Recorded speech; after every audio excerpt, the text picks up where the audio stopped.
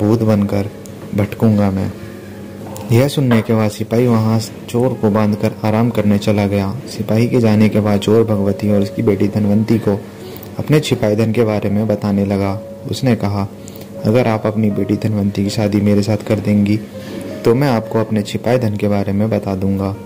मेरे मरने के बाद आप दोनों उस धन के साथ अपनी पूरी जिंदगी आराम से बिता सकेंगी। उसकी बात सुनकर दोनों सोच में पड़ गई। धनवंती की माँ भगवती ने चोर से पूछा, क्या तुम ये क्यों करना चाहते हो? चोर ने कहा, शादी के बाद जो मेरा बच्चा होगा वो मरने के बाद पिंड दान करेगा, जिससे मुझे मुक्ति मिल जाएगी और मैं भूत नहीं बनूंगा। यह सब सुनने के बाद भगवती अपनी बेटी की शादी चोर से कराने के लिए तैयार हो जाती है। दोनों की शादी होती है और जल्दी दोनों को एक बच्चा होता है। कुछ दिनों बाद चोर को फांसी लगा दी जाती है। भगवती और धनवंती काफ़ी दुखी होते हैं। कुछ दिनों बाद भगवती को चोर की बात याद आती है। वह एक गुफा में मूर्ति के सामने की जमीन के नीचे उसे खजाना छिपा के रखा था। दोनों माँ बेटी वहाँ जाकर देखते हैं और जमीन खोदने लगते हैं। फिर वहाँ सोने, चांदी और पैसे मिलते हैं। धनवंती फिर भी दुखी रहती है और कहती है, अगर पैसे नहीं मिलते लेकिन वो जिंदा रहते मुझे सब कुछ मिल जाता। भागवती बेटी को समझाते हुए बोलती है, अगर पैसा है तो सारी खुशी मिल जाएगी। उसके बाद दोनों माँ बेटी एक नए शहर जाकर खुशी खुशी अपनी ज़िंदगी बिताने लगते हैं। कुछ समय बाद भगवती की सहेलियाँ धनवंती की शादी कराने को लेकर पूछने लगती हैं। भगवती कहती है, मुझे अपनी बेटी की शादी तो करवानी है, लेकिन लड़का ऐसा होना चाहिए जो घर जमाई बनकर रहे। फिर कुछ वक्त के बाद एक पंडित लड़का के घर आता है। इसके सामने भगवती अपनी बेटी धनवंती की शादी का प्रस्ताव रखती है।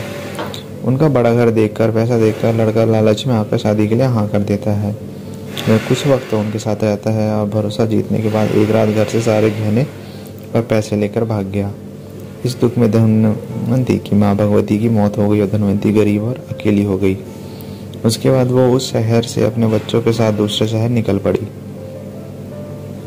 समय बीतता गया। धनवंती किसी तरह अपना गुजारा करने लगी। धीरे धीरे धनवंती का बच्चा भी बड़ा होने लगा। एक दिन दोनों माँ बेटे रास्ते में भटक रहे थे कि इतने में उसकी नज़र एक राजकुमार पर पड़ी।